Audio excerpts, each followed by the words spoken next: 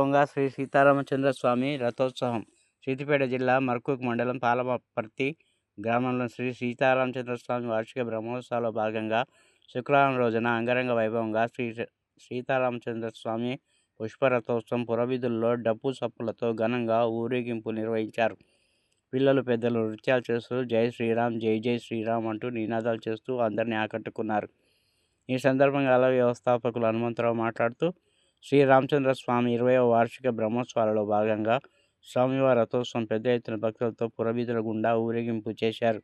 పెద్ద ఎత్తున భక్తులు చిన్నారులు రథోత్సవంలో పాల్గొనడం సంతోషకరమని పాలపర్తి గ్రామ ప్రజలందరికీ శ్రీ సీతారామచంద్ర స్వామి కృపా కటాక్షం కలగాలని కోరుకున్నారు.